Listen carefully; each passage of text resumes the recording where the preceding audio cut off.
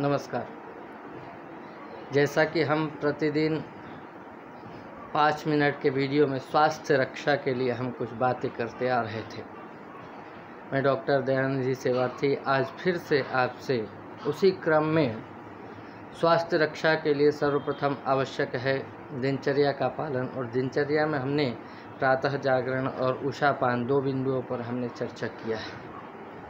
आज हम ऐसे महत्वपूर्ण विषय पर कुछ चर्चा करेंगे, कुछ बात मैं रखूँगा, आपसे बात करूँगा जो हमारे जीवन के प्रत्येक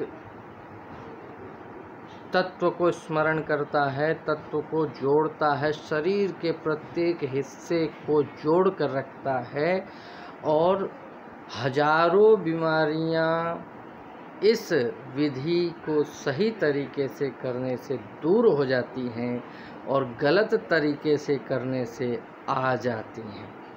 यही वह विधि है। दिनचर्या में हमारा एक स्थान है इस विधि का महत्वपूर्ण, जिसका नाम शौच है। शौच क्रिया हम उषापान के पश्चात करते हैं। यदि इसकी विधि सही नहीं है, इसका तरीका सही नहीं है, समय सही नहीं है, स्थान सही नहीं है, तो बीमारियों का आना स्वाभाविक है। हमने उषापान किया, जल को पिया, जल को पीने से शौच का वेग बना, मल त्याग का वेग बना। और यदि हमने जल्दीबाजी जा कर के हमने की, तो उससे भी हमारे आंतों पर, हमारे लीवर पर एक प्रेशर पड़ेगा, दबाव पड़ेगा, जो हानिकारक है। दूसरी बात, कई लोगों को हमने देखा है कि वेस्टर्न आधुनिक तरीके का उपयोग करते हैं शौच के लिए, टॉयलेट सीट के लिए, लेकिन वो गलत है।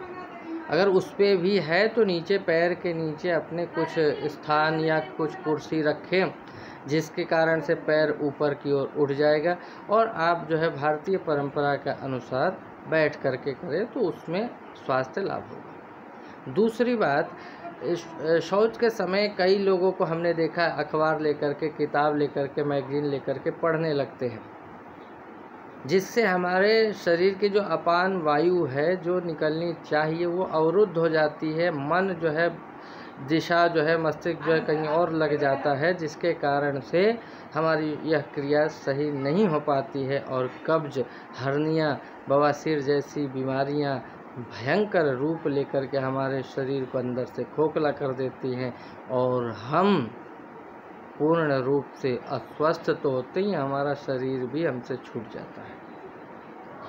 ये छोटी सी बात है।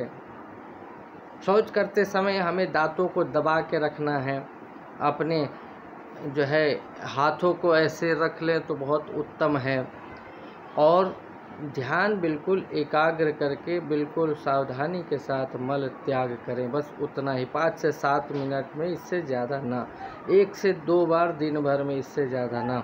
अगर इससे ज़्यादा समय लगता है, 5 से 7 मिनट से ज़्यादा, तो कब्ज की परेशानी है। अगर हम 2 से 3 बार 4 बार जाते हैं दिन भर में, तो दस्त लगने की परेशानी, बीमारी है जिसका उपचार हमें करना चाहिए। रही बात, हम जो है किसी भी जलाशय के निकट, कुआं, तालाब, नदी, इसके निकट शौच न करें।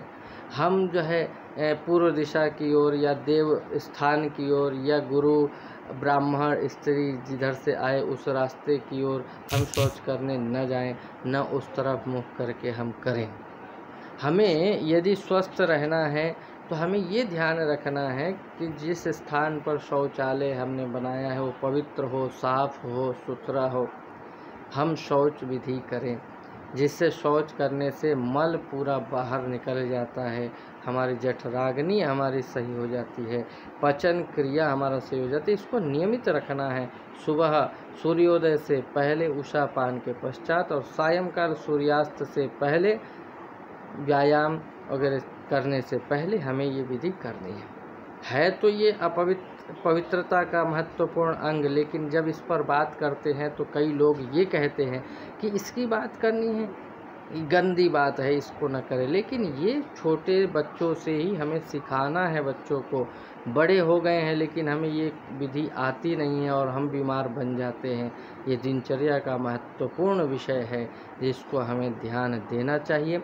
अगर मेरी बातें छोटी छोटी हैं, ये पसंद आए तो लाइक करें, शेयर करें, सब्सक्राइब करें। ओम शांति।